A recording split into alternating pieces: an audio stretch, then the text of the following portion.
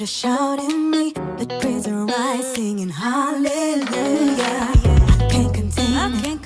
You put a shout in me, the praise will rise, singing hallelujah.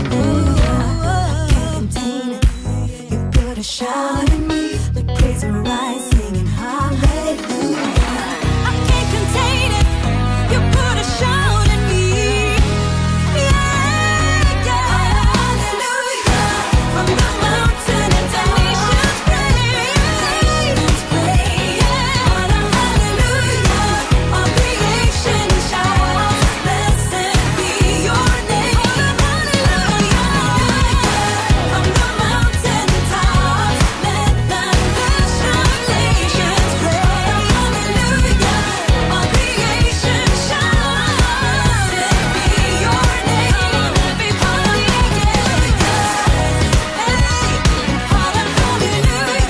Let all the nations praise. Let all creation sing. Jesus, you are King.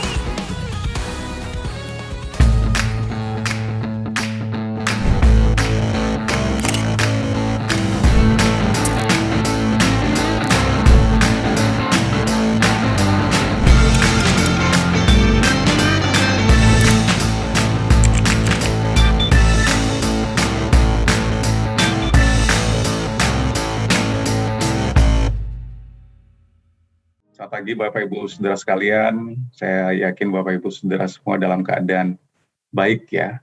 Dan saya akan mulai share screen saya sambil saya persiapkan. Kita ada dalam minggu ketiga seri khotbah cross check. Jadi setelah minggu lalu ada break series ya. Jadi karena kita bergabung dengan Aviation Jimbaran, sehingga kita melewati satu minggu seri khotbah cross check ini, dan hari ini kita kembali melanjutkan seri khotbah cross check. Baik Bapak Ibu Saudara sekalian, saya ingin mulai dengan satu pertanyaan, apa yang pertama kali muncul di pikiran atau di benak Bapak Ibu Saudara-saudari sekalian saat mendengar kata melayani? Nah, bagi saya, kalau saya ditanya, apa yang ada dalam pikiran saya ketika saya mendengar kata melayani, yang pertama sekali dalam pikiran saya adalah waiters. Jadi para pelayan di restoran. Kalau Bapak Ibu Saudara sekalian makan di restoran, ada pelayan yang siap berdiri dan menantikan order dan permintaan Bapak Ibu Saudara sekalian. Ya, karena PPKM ini saya yakin jarang sekali kita makan di luar ya. Karena keadaan ini belum kembali normal. Rasanya kepingin makan di luar bareng-bareng ya, tapi nantilah kita simpan keinginan itu nanti sampai keadaan lebih baik lagi. Atau ketika kita mendengar kata melayani, yang ada di dalam pikiran saya adalah slide selanjutnya, perawat. Ya, perawat di rumah sakit, ya, yang merawat pasien dengan kesabaran. Di tengah-tengah pandemi seperti saat ini, Bapak Ibu, kita perlu memberikan apresiasi dan dukungan moral secara doa, support kepada para tenaga kesehatan, dokter, perawat, staf rumah sakit, karena mereka melayani orang-orang yang sudah sakit. Atau dalam benak saya juga, atau Bapak Ibu Saudara sekalian, ketika kita mendengar kata melayani, yang muncul adalah tentara, polisi, tentara. Ini adalah gambar salah satu Tentara Nasional Indonesia yang dikirim ke PBB, United Nations, dan dia wanita, ya, namanya Sinta. Atau juga ketika kita mendengar kata melayani, di dalam gereja kita melayani, ushers, sekolah minggu, dan sebagainya. Waktu Bapak Ibu Saudara-saudari juga dalam kelompok kecil, membantu seseorang untuk mengenal Tuhan, mengenalkan Yesus kepada mereka, membimbing mereka, memuridkan mereka, training mereka, melatih mereka menjadi pemimpin. Kita semua ada dalam konteks melayani. Nah, saya ingin cerita seorang yang namanya Angela Merkel, dia kanselir Jerman, semacam Perdana Menteri Jerman, dari tahun 2005 sampai tahun 2021, jadi sekitar 16 tahun dia memerintah. Seorang yang sangat sederhana, jadi baru-baru ini dia sudah selesai masa pemerintahannya, dan selama dia memerintah hampir 16 tahun lamanya, Jerman berada pada puncak kejayaan secara ekonomi, sangat maju sekali. Tapi di balik kemajuan Jerman ini, Bapak Ibu Saudara sekalian, ada seorang pribadi yang sangat sederhana, tinggal di apartemen yang sederhana, dia tidak punya mobil mewah, dia tidak punya pesawat pribadi, tidak punya kapal pesiar pribadi, dia mencuci pakaiannya sendiri, dan 18 tahun dia tidak pernah mengganti model bajunya. Ketika di interview, ada seorang wawancara yang mewawancarai, ibu nggak pernah mengganti baju selama 18 tahun modelnya. Dia bilang, saya melayani bukan model show ya, modeling. Jadi sangat sederhana, Bapak Ibu. Ketika dia selesai jabatan pemerintahannya, seluruh Jerman memberikan standing applause ya, berdiri dengan tepuk tangan selama 6 menit seluruh negara untuk menghormati kepemimpinannya. Seorang yang menjadi pemimpin, tetapi dia tidak mencari demi reputasinya sendiri atau kekayaan sendiri, dia tidak menumpuk kekayaan sendiri, hidup sangat sederhana, mencuci bajunya sendiri, padahal seorang yang brilian, fisikawan, dan kemudian sangat berjasa bagi memajukan Jerman. Bapak Ibu Saudara sekalian, kita melihat pribadi seperti inilah yang sebenarnya menjadi ideal bagi kita dimanapun Bapak Ibu Saudara-saudari bekerja, melayani, apakah di rohani dan di dunia kerja, karena tidak ada dikotomi, tidak ada perbedaan. Kita melayani Tuhan atau melayani di mana saja, dalam dunia kerja, dalam bisnis, dalam apapun yang Bapak Ibu Saudara-saudara lakukan, kita semua melayani Tuhan. Jadi tidak ada dikotomi atau perbedaan. Nah, teks kita diambil dari Matius pasal 20 ayat 26 sampai 28. Demikian bunyi firman-Nya, tidaklah demikian di antara kamu, barang siapa ingin menjadi besar di antara kamu, hendaklah ia menjadi pelayanmu. Dan barang siapa ingin menjadi terkemuka di antara kamu, hendaklah ia menjadi hambamu. Sama seperti anak manusia mengacu kepada diri Tuhan Yesus Kristus sendiri. Sama seperti anak manusia datang bukan untuk dilayani, melainkan untuk melayani dan untuk memberikan nyawanya menjadi tebusan bagi banyak orang. Nah, Bapak Ibu Saudara-saudara kalian, latar belakang atau background dari Matius tadi yang kita baca, ibu dari 2 murid Tuhan Yesus, ya, ibunya Yakobus dan Yohanes, satu hari datang kepada Tuhan Yesus di hadapan murid-murid yang lain meminta ya agar Tuhan memberikan otoritas dan kekuasaan untuk Yakobus dan Yohanes bisa duduk di kiri dan kanannya Tuhan Yesus. Ya, tapi sebenarnya kebesaran dalam kerajaan Allah tidak terjadi dengan seperti itu. Ya, tidak tergantung pada kekayaan, tidak tergantung pada kekuasaan, atau otoritas, atau koneksi, atau reputasi. Sebaliknya, siapapun yang menjadi hebat harus melayani. Nah, Bapak Ibu, kita lihat perspektif kita terlebih dahulu. Kita tidak hanya berbicara melayani dalam konteks di gereja. Karena tadi ya, melayani tadi gambar-gambar yang kita lihat, waiters, pelayan, perawat, tentara, polisi, dalam gereja, atau dimanapun konteks atau terminologi melayani itu sama. Kita melayani orang lain, mengutamakan orang lain. Nah, dalam kerajaan Allah, Tuhan tadi mengatakan barang siapa ingin menjadi hebat, ya hebat dalam karir Bapak Ibu, hebat dalam profesi Bapak Ibu, menjadi great, ya, hebat, menjadi besar, menjadi honored, dihormati, dimuliakan, ya, dikenal, dan diberikan penghormatan. Maka tidak lebih, tidak kurang, kita harus melayani. Kita harus punya attitude yang melayani kepentingan orang lain terlebih dahulu, lebih daripada kepentingan diri kita sendiri.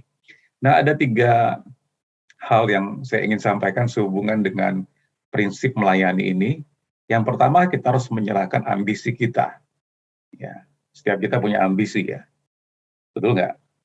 Dalam pekerjaan Bapak Ibu Saudara sekalian pasti punya ambisi untuk berhasil, untuk sukses, untuk beruntung, untuk profit, untuk dapat promosi, dapat reward, dapat bonus, dan sebagainya. Kita punya ambisi.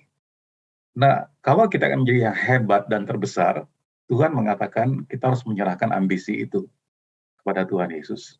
Dalam Matius 20 ayat 21 sampai 22, jadi ayat sebelumnya, kata Yesus, apa yang kau kendaki? Ya, jadi ini pertanyaan muridnya, orang tua muridnya Tuhan Yesus, Yakobus dan Yohanes, ibunya datang. Ya, sangat menarik ya, yang di sini yang datang ibunya, bukan bapaknya. Memang seorang ibu sangat punya uh, hasrat yang besar untuk melihat anak-anaknya berhasil. Ya, ya saya kira bapak juga, tapi di sini ibu yang mungkin lebih berani juru bicaranya, mungkin bapaknya di belakang yang maju ke depan ibunya, berbicara kepada Tuhan Yesus. Terus Tuhan tanya, apa yang kau kendaki? Jawabnya, berilah perintah supaya kedua anakku ini boleh duduk kelak di dalam kerajaanmu. Yang seorang di sebelah kananmu, dan seorang lagi di sebelah kirimu. Tetapi Yesus menjawab, katanya, kamu tidak tahu apa yang kamu minta. Dapatkah kamu meminum cawan yang harus kuminum? Kata mereka, kepadanya kami dapat. Bapak Ibu saudara sekalian, karena begitu besar hasrat untuk menjadi hebat, menjadi besar, sehingga ketika ditanya Tuhan Yesus, mereka menjawab, atau ibu ini menjawab, kami dapat. Atau murid-muridnya mungkin Yakobus dan Yohanes juga ikut nyelutuk, kami dapat. Ya, padahal minum cawan ini Tuhan Yesus harus disalibkan. Ya, dan kita tahu ketika Tuhan Yesus disalibkan, semua murid-muridnya lari. Ya, ini jawaban yang mungkin hanya jawab karena begitu besar hasratnya untuk menjadi hebat, menjadi besar, menjadi terhormat, nggak mikir panjang, hanya jawab dulu, kami dapat. Ya, pada kita tahu kenyataannya ketika Tuhan Yesus disalibkan, cawan yang harus diminum bukan cawan anggur perjamuan kudus, tapi cawan penderitaan, cawan ketika Tuhan Yesus harus disalibkan di kayu salib.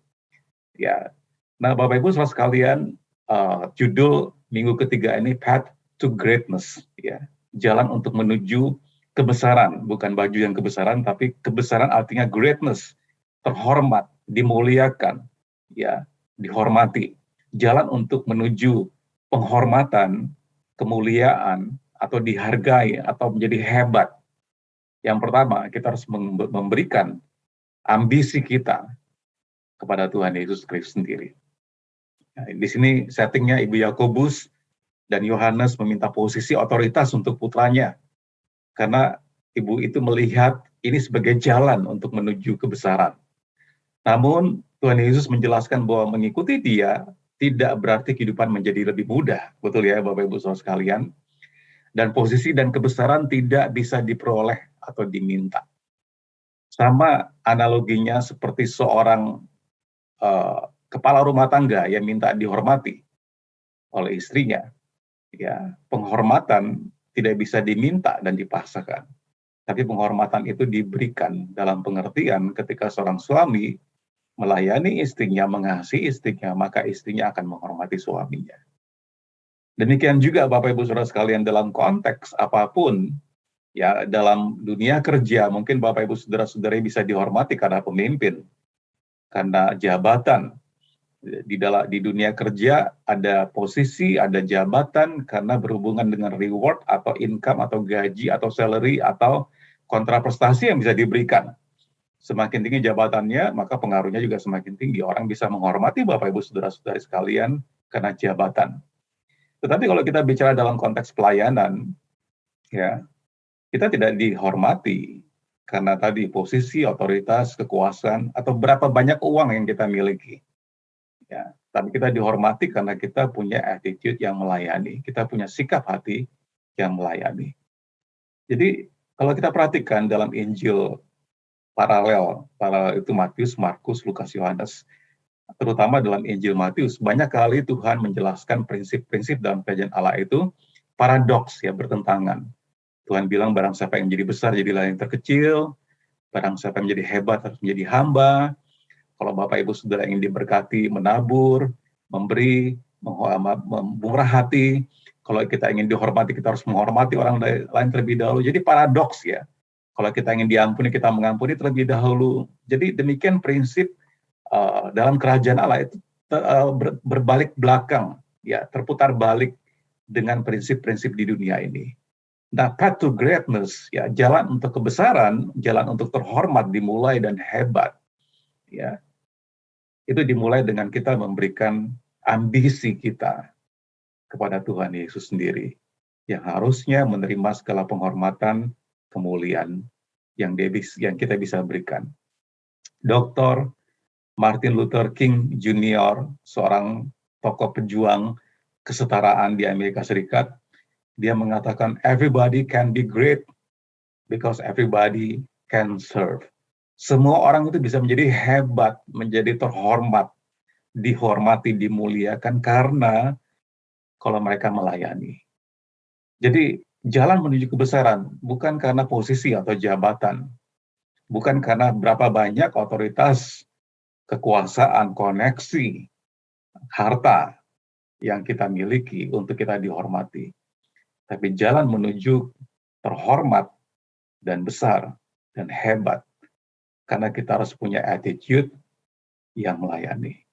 Yang kedua, prinsip yang kedua, path to greatness, jalan menuju kehebatan atau kebesaran atau kemuliaan, terhormat.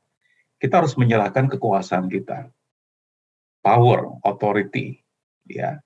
Dalam Matius 20 ayat 25 sampai 26, tetapi Tuhan Yesus memanggil mereka lalu berkata, kamu tahu bahwa pemerintah bangsa-bangsa memerintah rakyatnya dengan tangan besi, dan pembesar-pembesar menjalankan kuasanya dengan keras atas mereka. Tidaklah demikian di antara kamu. Mereka yang memegang otoritas dan kekuasaan sering menjadi tuan atas orang lain. Ini di dalam dunia ya. Mereka yang memegang otoritas dan kekuasaan sering menjadi tuan atas orang lain dan menjalankan ya otoritas atas mereka. Namun kita harus menyerahkan kekuasaan, power, authority, influence kita kepada otoritas yang terakhir yang adalah Tuhan Yesus sendiri dan mulai melayani orang lain. Bapak Ibu Saudara sekalian, otoritas atau kekuasaan seringkali diidentikan dengan seberapa kaya, seberapa banyak uang seseorang. Semakin besar uangnya, semakin banyak uangnya, semakin besar power atau kekuasaan atau pengaruh yang dia miliki. Namun, jalan untuk menjadi terbesar, sekali lagi, bukan karena berapa banyak uang yang kita miliki. Tapi, tadi yang pertama, kita menyerahkan ambisi kita. Yang kedua, kita menyerahkan otoritas yang kita miliki. Entah Bapak Ibu Saudara di sini sebagai pemimpin di perusahaan, sebagai pemimpin di dalam organisasi, sebagai pemimpin dalam bisnis, atau dalam apapun juga Bapak Ibu Saudara di sini memiliki posisi jabatan. Tetapi jabatan itu bukan membuat kita dihormati. Kalaupun orang menghormati karena terpaksa, karena di situ ada reward, ada gaji, ada kontraprestasi yang diberikan. Tetapi kalau kita berbicara yang paling sederhana dalam konteks rumah tangga, seperti tadi saya katakan, seorang suami bisa dihormati oleh istrinya dan anak-anaknya karena seorang suami yang memimpin dengan melayani. Seorang pemimpin, kepala keluarga, yang memimpin keluarganya dengan mengasihi istrinya, dengan melindungi keluarganya, dan melayani keluarganya, maka dia dihormati. Demikian juga penghormatan yang sejati kita diberikan kepada kita untuk menjadi hebat, menjadi great, terhormat, dimuliakan, bukan karena dipaksa atau terpaksa, tapi orang akan menghormati dengan kerelaan hati mereka karena melihat contoh dan teladan. Nah, inilah yang Tuhan maksudkan, ya. Jalan menuju kehebatan atau kebesaran atau terhormat dengan memberikan otoritas atau kekuasaan yang kita miliki. Bapak Ibu Saudara sekalian, sangat tergugah ya kalau melihat, saya mendengar ada beberapa cerita, salah satunya seperti di gereja kita di EV Nation Surabaya, ada seorang manajer, bukan manajer, tapi jajaran direksi suatu bank swasta yang terkenal besar sekali di Indonesia. Saya nggak perlu menyebutkan namanya bank itu, ya. Tapi ketika datang ke gereja, di gereja kita di EV Nation Surabaya melayani sebagai ushers, melayani sebagai greeter, dia harus mencopot direktur banknya dan melayani sebagai penyambut tamu, mempersilahkan duduk dan sebagainya. Nah, ini salah satu saya kira contoh teladan yang baik bagaimana menyerahkan otoritas, ya, menyerahkan kekuasaan yang dimiliki untuk melayani Tuhan. Dan paling bagus adalah kalau kita exercise, ya, melatih yang seperti itu dalam konteks kita melayani Tuhan, melayani sesama. Suatu hari Ini saya baru dapat kemarin minggu lalu ketika menghadiri kebaktian penyegaran rohani atau kebaktian awal tahun semester kuliah kami di STTI Yogyakarta. Ada seorang pembicara yang mengatakan, memberikan contoh. Bapak Ibu tahu ya, Muhammad Ali, petinju legendaris Muhammad Ali. Mungkin generasi sekarang nggak tahu Muhammad Ali, tapi Muhammad Ali itu dia petinju yang terbesar yang era 80-an ya. Dia dikatakan the greatest ya, yang terbesar. Dia karena dia memang jago, tapi mulutnya juga besar ya. Dikatakan si mulut besar itu Muhammad Ali. Jadi setiap kali dia mau tanding tinju, ini saya kasih gambaran betapa hebatnya pengaruhnya. Dia punya orang di kiri kanannya. Ketika dia masuk ke ring tinju, orang yang di kiri kanannya harus berteriak, bukan berteriak ya, tapi berbisik. Paling enggak telinga kiri kanannya Muhammad Ali ini dia sudah meninggal kalau saya tidak salah ya. Orang ini dibayar hanya untuk mengatakan demikian. You are the greatest, you are the greatest. Engkau terbesar, engkau terhebat, engkau hebat, engkau hebat. Hanya dibayar untuk itu Bapak Ibu. Nah satu hari Muhammad Ali ini naik pesawat terbang, dan sebelum naik pesawat terbang seperti biasa, pramugari ini memberikan petunjuk dan peringatan bagi setiap orang menggunakan seat belt ya, sabuk pengaman. Muhammad Ali ini nggak menggunakan sabuk pengaman. Ketika ditegur oleh pramugari, dia jawab seperti ini, Superman itu nggak perlu sabuk pengaman. Wah, dia mengatakan dirinya Superman, karena memang dia the great ya. Terus pramugarinya nggak kalah takut dan nggak kalah pintar. Dia bilang, oke, Superman kan bisa terbang sendiri. Bapak silakan aja keluar terbang sendiri aja, nggak usah ikut naik pesawat terbang ini. Nah, Bapak Ibu saudara sekalian, ini satu cerita yang true story yang menggambarkan bagaimana arogannya, kesombongannya manusia. Ya, kita belajar sejarah. Julius Caesar, seorang yang hebat, yang pengaruhnya dari dunia yang dikenal pada waktu itu sampai ke India, dia karena kehebatan dia menghendaki dia disembah sebagai Allah.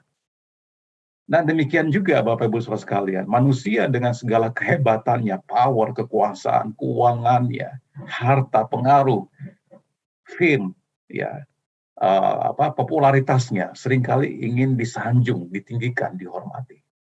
Tapi dalam konteks kerajaan Allah, Bapak Ibu saudara sekalian, yang terbesar bukan yang seperti itu. Yang terbesar adalah orang yang menyerahkan ambisinya, orang yang menyerahkan otoritasnya, power kekuasaannya kepada pemilik otoritas terakhir, yaitu Tuhan Yesus Kristus sendiri, yang kita manifestasikan waktu kita melayani orang lain. Jadi saya mendorong Bapak Ibu saudara sekalian di sini, melayani itu bagus, karena mengalihkan fokus dari diri kita kepada orang lain. Yang kita layani, kita mendahulukan orang lain.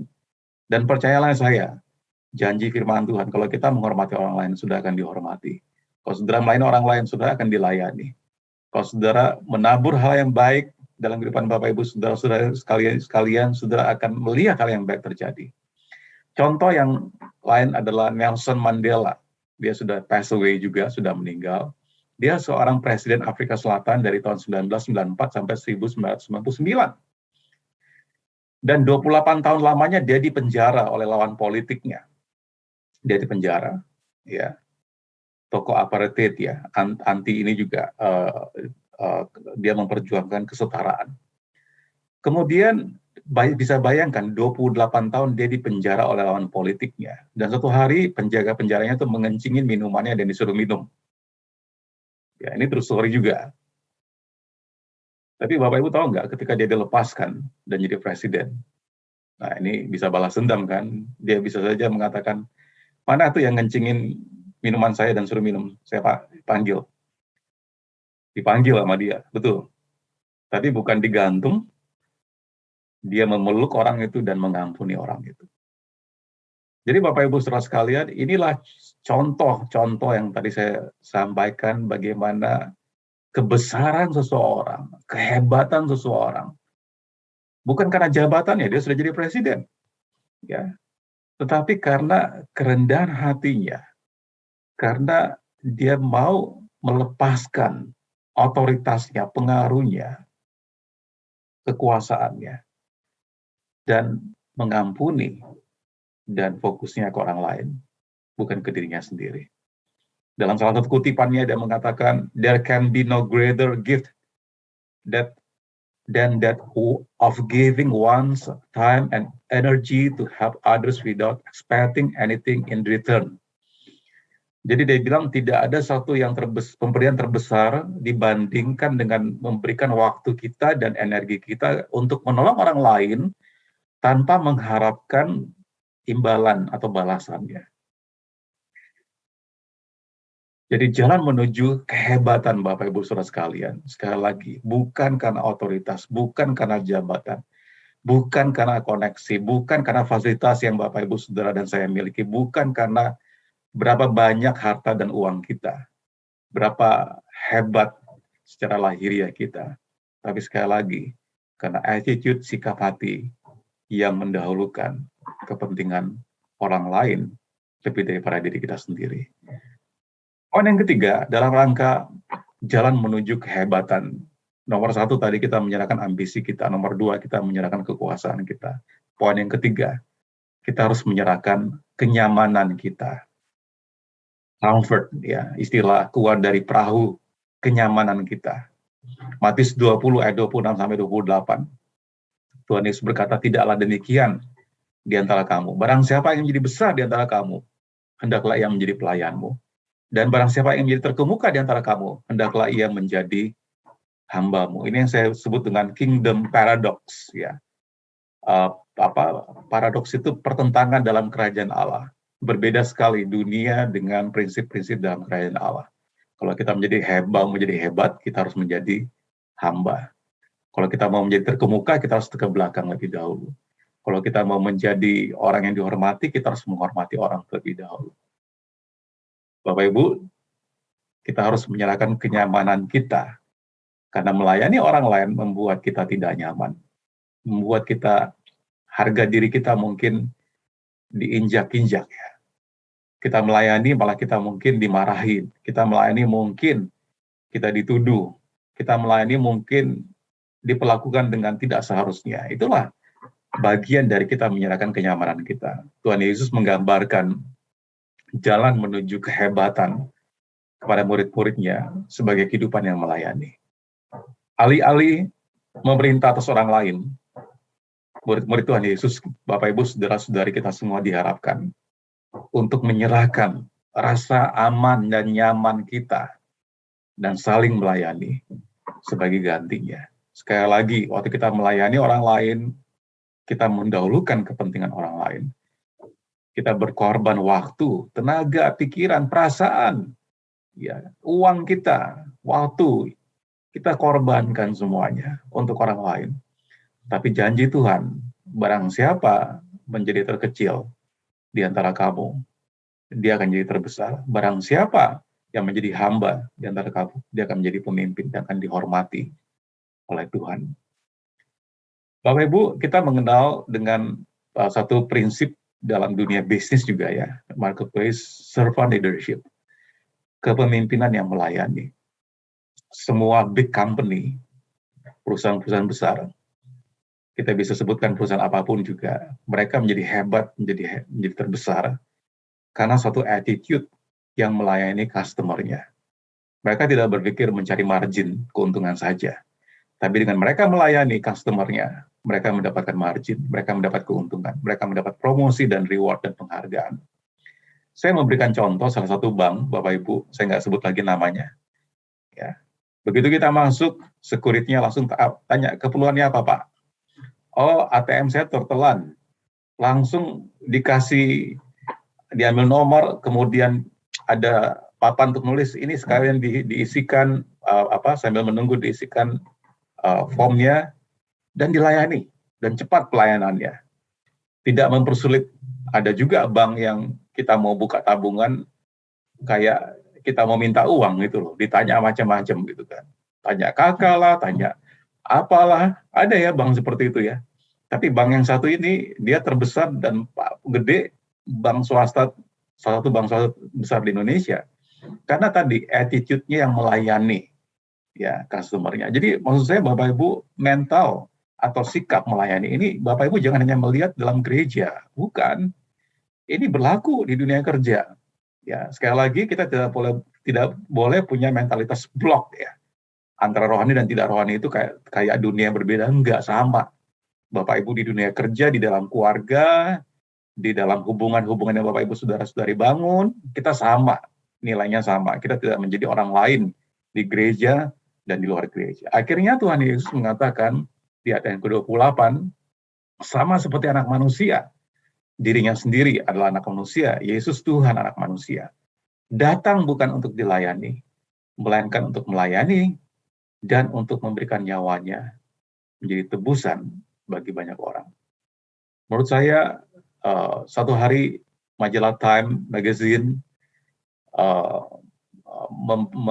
memberikan cover The Greatest Man on the abad berapa gitu ya. Lalu ada orang lain yang dikatakan orang yang terhebat dalam abad keberapa di majalah Time. Tapi menurut saya orang yang terhebat yang pernah hidup adalah Tuhan Yesus. Karena waktu dia melayani di muka bumi ini, dia tidak mencari reputasinya sendiri, keuntungannya sendiri, kemuliaannya sendiri, tapi dia melayani kita semua dengan mengorbankan dirinya di kayu salib. Dialah yang menjadi teladan kita. Tadi kita melihat contohnya Angela Merkel ya. Applause 6 menit, standing applause, seluruh Jerman memberikan penghormatan. Karena sikap attitude-nya yang melayani. Sederhana. Dia punya apartemen sangat sederhana. Mencuci bajunya sendiri. Mengerjakan pekerjaan rumah tangga sendiri. Dan dia dihormati. Karena yang dia pikirkan adalah kepentingan orang banyak lebih dari dirinya sendiri. Bapak Ibu Saudara sekalian, menutup presentasi khotbah ini, adakah ambisi-ambisi kita yang kita bisa serahkan kepada Tuhan Yesus agar kita lebih efektif dalam melayani orang lain? Adakah otoritas, kekuasaan, influence, pengaruh yang kita perlu serahkan kepada Tuhan Yesus agar kita lebih efektif lagi melayani orang lain?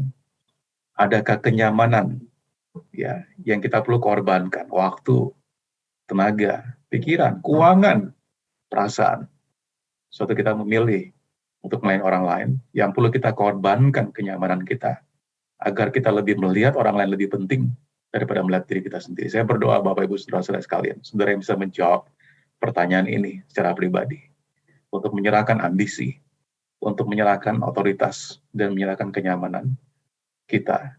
Karena teladan kita, Rasul Paulus berkata, ikutilah teladanku, sama seperti aku mengikuti teladan Yesus Kristus. Demikian juga Bapak Ibu Saudara sekalian, kita mengikuti teladan Yesus Kristus, Tuhan dan Juru Selamat kami, kita semua, dalam melayani orang lain. Dan saya percaya, ketika Bapak Ibu Saudara-saudari sekalian dan saya mengutamakan orang lain, melayani orang lain, sudah akan dipromosi, sudah akan diberkati, sudah akan sukses, sudah akan berhasil dalam hidup ini.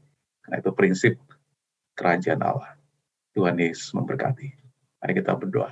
Tuhan, nama berdoa untuk setiap jemaat-Mu Tuhan, di ruang Zoom ini maupun yang akan melihat tayangan di YouTube nanti, agar kami menyerahkan pride kami Tuhan, kesombongan kami.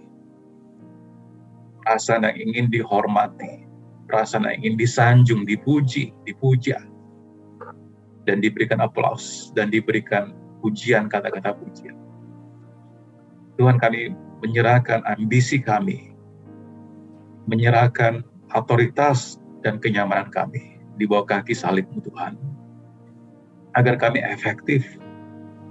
Engkau memakai setiap kami untuk memajukan kerajaan. Kami tidak menjadi orang yang tidak gampang tersinggung, yang tidak gampang marah dan kecewa dan kepahitan dan mempersalahkan orang lain atau situasi yang kami alami. Tapi kami punya hati yang besar seperti hati-Mu Tuhan, yang mati untuk setiap umat manusia di muka bumi ini tanpa memandang suku, kaum, agama, ras, gender. Mati di kayu salib bagi kami semuanya. Terima kasih Tuhan Yesus, saya berdoa biar Kau merubah hati kami saat ini. Roh Kudus, Kau merubah hati kami, merubah cara berpikir kami, merubah sikap hati kami, cara berpikir kami, sehingga nama-Mu yang dipermuliakan dalam kehidupan kami. Di dalam nama Tuhan Yesus Kristus, semua yang mendengarkan firman Tuhan ini dan mengaminkan firman Tuhan ini, dan melakukan dan akan melakukan firman Tuhan ini, mengatakan Amin. Tuhan Yesus berkati Bapak Ibu Saudara. Can't contain. You put a shout in me. The praise will rise, singing hallelujah. Can't contain it. You put a shout in me.